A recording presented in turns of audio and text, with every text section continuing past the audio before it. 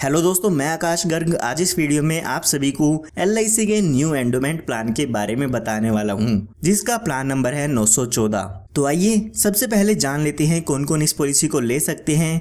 उसके बाद हम एक एग्जांपल लेके इस पॉलिसी के प्रीमियम, मैच्योरिटी और डेथ बेनिफिट के बारे में भी जान लेंगे। तो सबसे पहले बात आती है मिनिमम एज की, यानी कि कम से कम उम्र आपकी कितने साल की होनी चाहिए अगर आप इस इंश्योरेंस प्लान को लेना चाहते हैं। तो वो यहाँ पे दिया गया है 8 साल का, यानी कि अगर आपकी उम्र 8 साल या 8 साल से ज़्यादा की है तो आप इस पॉलिसी को ले सकते हैं। उसके बाद यहाँ पे बात आती है मैक्सिमम एज की, यानी कि अगर आप इस पॉलिसी को लेना चाहते हैं तो ज़्यादा से ज़्यादा कितनी उम्र तक के व्यक्ति इस इंश्योरेंस पॉलिसी को ले सकते हैं। तो वो एज यहाँ पे दी गई है 55 साल की, यानी कि 8 साल से बच्चे से लेके 55 साल तक के व्यक्ति इस इंश्योरेंस पॉलिसी को ले सकते हैं। उसके बाद बात आती है मिनिमम टर्म की, यानी कि इस पॉलिसी को आप कम से कम कितने साल के लिए ले सकते हैं। तो वो टाइम पीरियड यहाँ पे दिया गया है 12 साल का, यानी कि कम से कम 12 साल के लिए आपको इस इंश्योरेंस पॉलिसी को लेना होगा। उसके बाद बात आती है मैक्सिमम टर्म की, यानी कि ज़्यादा से ज़्यादा इस इंश्योरेंस पॉलिसी को आप कितने साल के लिए ले सकते हैं। तो उसके लिए यहाँ पे 35 साल का टाइम पीरियड दिया गया है, यानी कि कम से कम आप 12 साल के लिए इस पॉलिसी को ले सकते हैं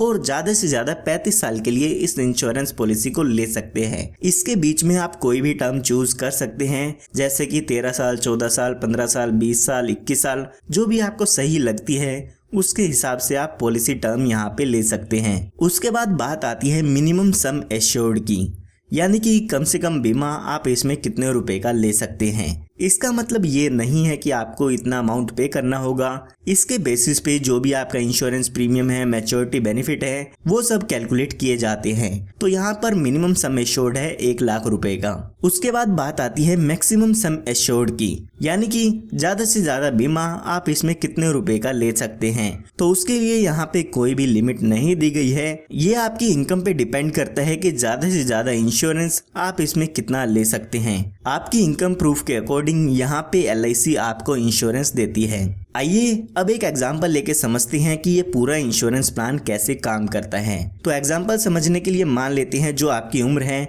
वो 35 साल की है और आप इस इंश्योरेंस पॉलिसी को लेना चाहते हैं। उसके बाद हम मान लेते हैं कि आप 5 लाख रुपए का इसमें बीमा लेना चाहते हैं, यानी कि जो हमारी पॉलिसी का सम एश्योर्ड होगा वो 5 लाख रुपए का होगा। उसके बाद हम बात करते हैं टर्म की, यानी कि आप कितने साल के लिए पॉलिसी लेना चाहते हैं। तो हम मान लेते हैं 21 साल के लिए आप इस पॉलिसी को लेना चाहते हैं। तो अगर हम इस पॉलिसी के प्रीमियम की कैलकुलेशन करते हैं तो पहले साल आपको इसमें लगभग 23,908 रुपए का प्रीमियम पे करना होगा। उसके बाद बाकी के बचे सालों में आपको 23,393 रुपए का प्रीमियम पे करना होगा, जो कि आपको ये सालाना पे करना होगा। अगर आप 6 महीने में, 3 महीने में या हर महीने में किस्त भरना चाहते हैं तो वो आप स्क्रीन पर देख सकते हैं। तो यहाँ पर जो अब आपकी एज है वो 35 साल की हो गई है, तो हमने 21 साल के लिए ये पॉलिसी ली है, तो हमें आने वाले 21 सालों के लिए प्रीमियम की पेमेंट करनी होगी। जब आपके 21 साल पूरे हो जाते हैं, यानी कि जब आपकी उम्र 56 साल की हो जाएगी, तो उस समय ये आपकी पॉलिसी खत्म हो जाती है, यानी कि आपकी पॉलिसी की मैच्योरिटी हो जाती है। और जब आपकी पॉलिसी की मैच्योरिटी होगी तो उस समय आपको लगभग 10,54,000 रुपए का अमाउंट मिल जाता है, जिसमें 5 लाख रुपए का आपका सम एश्योर्ड होता है, 5,04,000 रुपए का बोनस होता है और 50,000 रुपए का यहाँ पर फाइनल एडिशनल बोनस आपको मिल जाता है। तो ये टोटल मिला के 10,54,000 रुपए का अमाउंट आपको इसमें मैच्योरिटी पर मिल जाता है। अगर हम देखते हैं कि टोटल हमने 21 साल में कितना प्रीमियम पे किया है, तो हमने 21 साल के दौरान लगभग 4,91,768 रुपए का अमाउंट पे कर दिया है। तो आप देख सकते हैं कि आपको 21 साल में 4,91,768 रुपए पे करने होंगे प्रीमियम के। उसके बाद जब आपकी पॉलिसी टर्म पूरी हो जाती है तो उस समय आपकी पॉलिसी की मैच्योरिटी का अमाउंट आपको मिल जाता है। ये हमने बात तब की है जब पॉलिसी के दौरान पॉलिसी होल्डर की डेथ नहीं होती है। आइए अब एक एग्जांपल लेके समझते हैं कि अगर पॉलिसी होल्डर की डेथ हो जाती है तो उस समय उसके नॉमिनी को क्या क्या बेनिफिट मिल जाते हैं। तो यहाँ पर पॉलिसी शुरू होने के बाद और पॉलिसी की मैच्योरिटी होने तक कभी भी पॉलिसी होल्डर की डेथ होती है तो यहाँ पर पॉलिसी होल्डर के नॉमिनी को डेथ बेनिफिट्स मिल जाते हैं। डेथ बेनिफिट्स में सम एश्योर्ड मिलता है, इसके साथ साथ जो भी आपकी पॉलिसी का बोनस है वो यहाँ पर दिया जाता है। तो हमारे केस में मान लेते हैं पॉलिसी होल्डर की डेथ 39 ईयर्स की एज में हो जाती है। तो यहाँ पर जब भी पॉलिसी होल्डर की डेथ होगी तो उस समय जो भी आपका सम एश्योर्ड है यानी कि 5 लाख रुपए का अमाउंट मिलेगा, साथ ही साथ जितने साल भी आपकी पॉलिसी चली है उसका बोनस यहाँ पे दिया जाता है। तो 1,20,000 रुपए का बोनस हमें यहाँ पे मिल जाएगा। तो यहाँ पर टोटल डेथ बेनिफिट देखते हैं तो 6,20,000 रुपए का अमाउंट उसके नॉमिनी को मिल जाता है। आपको एक बात याद रखनी है कि जो सम एश्योर्ड है वो तो आपको मिलेगा ही मिलेगा, साथ में जितने साल भी पॉलिसी आपकी चली है उतने साल का बोनस यहाँ पे आपको मिल जाता है। यहाँ पर मैं आपको बताना चाहूंगा कि आप इसमें एडिशनल बेनिफिट्स भी ले सकते हैं, जिसके लिए आपको कुछ एक्स्ट्रा प्रीमियम देना होगा। तो यहाँ पर आप अपनी पॉलिसी में टर्म राइडर ऐड करा सकते हैं। अगर आपने अपनी पॉलिसी में टर्म राइडर लिया है और अगर पॉलिसी होल्डर की नेचुरल डेथ होती है तो उस केस में आपको यहाँ पर एडिशनल 5 लाख रुपए का अमाउंट डेथ के केस में मिल जाता है। यानी कि जो 6,20,000 रुपए का अमाउंट मैंने आपको बताया है वो तो मिलेगा ही मिलेगा, साथ में टर्म राइडर के 5 लाख रुपए और मिल जाते हैं, यानी कि टोटल 11,20,000 रुपए का अमाउंट डेथ पर मिल जाएगा। इसी तरह से यहाँ पर आप accidental death and disability benefit rider भी ऐड करा सकते हैं। यहाँ पर अगर एक्सीडेंटल डेथ पॉलिसी होल्डर की हो जाती है यानी कि एक्सीडेंट के कारण पॉलिसी होल्डर की डेथ होती है तो उस केस में यहाँ पर एडिशनल 5 लाख रुपए मिलते हैं। यानी कि जो बेनिफिट मैंने आपको बताए हैं वो तो मिलेगा ही मिलेंगे, साथ में एक्सीडेंटल डेथ बेनिफिट राइडर के 5 लाख रुपए भी आपको मिल जाएगी या आपके नॉमिनी को मिल जाते हैं।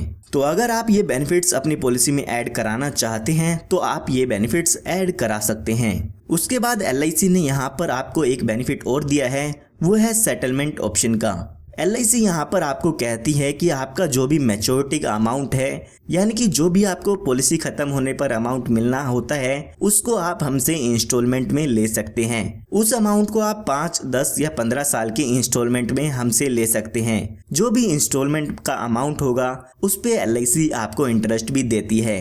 पॉलिसी की मैच्योरिटी होने से 3 महीने पहले तक आपको LIC को बताना होगा अगर आप मैच्योरिटी के अमाउंट को इंस्टॉलमेंट में लेना चाहते हैं। इसी तरह से आप डेथ बेनिफिट को भी इंस्टॉलमेंट में ले सकते हैं। आप पॉलिसी के दौरान बता सकते हैं कि आपकी डेथ होने के बाद जो भी ये अमाउंट होगा वो आपके नॉमिनी को इंस्टॉलमेंट में मिले या एक साथ मिले।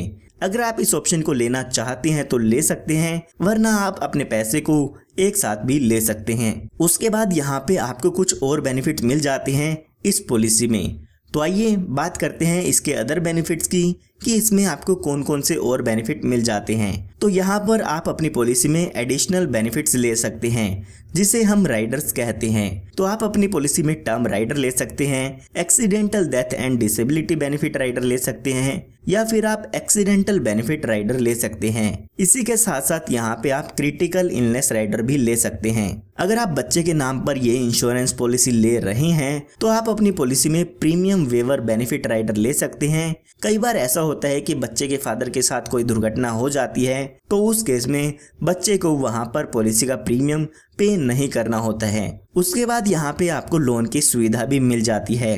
पॉलिसी शुरू होने के 2 साल बाद आप अपनी पॉलिसी पर लोन ले सकते हैं। जो भी लोन का अमाउंट होगा उस पर आपको इंटरेस्ट LIC को पे करना होता है। उसके बाद यहाँ पे बात आती है सरेंडर की। तो पॉलिसी शुरू होने के 2 साल बाद आप अपनी पॉलिसी को सरेंडर भी करा सकते हैं। उस समय जो भी आपकी पॉलिसी की सरेंडर वैल्यू होती है वो LIC की तरफ से आपको मिल जाती है।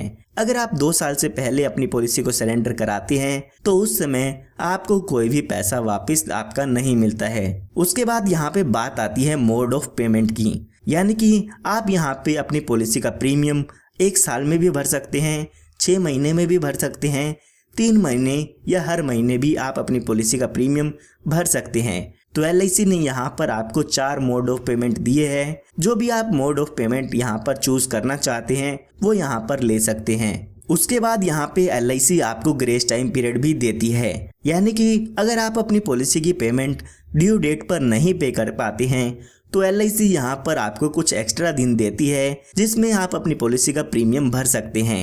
कई बार ऐसा होता है आपको याद नहीं रहता है, तो LIC ने आपको कुछ एक्स्ट्रा दिन दिए हैं जिसमें आप बिना लेट फीस के अपने पॉलिसी के प्रीमियम की पेमेंट कर सकते हैं। तो यहाँ पर अगर आपने मंथली प्रीमियम पेमेंट मोड लिया है तो 15 दिन का ग्रेस टाइम पीरियड मिलता है, और इसी तरह से इसके अलावा अगर आपने और कोई पेमेंट मोड चूज किया है तो आपको 30 दिन का ग्रेस टाइम पीरियड यहाँ पे मिल जाता है। उसके बाद यहाँ पे आपको टैक्स बेनिफिट भी मिल जाता है। तो अगर आप इनकम टैक्स रिटर्न भरते हैं तो यहाँ पर आप इसके प्रीमियम की डिडक्शन ले सकते हैं। जो भी इनकम टैक्स रूल्स हैं उसके हिसाब से आप यहाँ पे इसके प्रीमियम की डिडक्शन ले सकते हैं। इसके साथ साथ जो भी मैच्योरिटी का अमाउंट होता है या डेथ बेनिफिट आपको मिलता है वो भी यहाँ पर इनकम टैक्स से एग्जेम्प्ट होता है।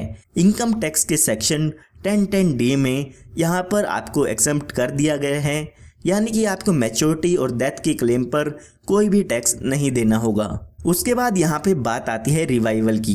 कई बार ऐसा होता है आप अपनी पॉलिसी का प्रीमियम टाइम पर पे नहीं कर पाते हैं, तो LIC ने यहाँ पर आपको 5 साल का टाइम पीरियड दिया है, यानी कि अगर आपकी पॉलिसी बंद हो जाती है तो 5 साल के अंदर अंदर आप अपनी पॉलिसी को फिर से शुरू करा सकते हैं। जो भी पॉलिसी का प्रीमियम होगा और जो भी उसकी लेट फीस होगी वो आप पे करके अपनी पॉलिसी को 5 साल के अंदर अंदर फिर से शुरू करा सकते हैं। तो उम्मीद करता हूँ आपको अब LIC के प्लान नंबर 914 के बारे में सभी इंफॉर्मेशन मिल गई होगी। तो अगर आप ऐसे ही वीडियोस चाहते हैं LIC प्लान्स के बारे में तो आप हमारे चैनल को सब्सक्राइब कर सकते हैं। अगर आपको ये वीडियो पसंद आई है तो इस वीडियो को लाइक ज़रूर कीजिएगा, और अगर आप और भी कुछ इस इंश्योरेंस प्लान के बारे में जानना चाहते हैं तो वो आप हमसे कमेंट में भी पूछ सकते हैं।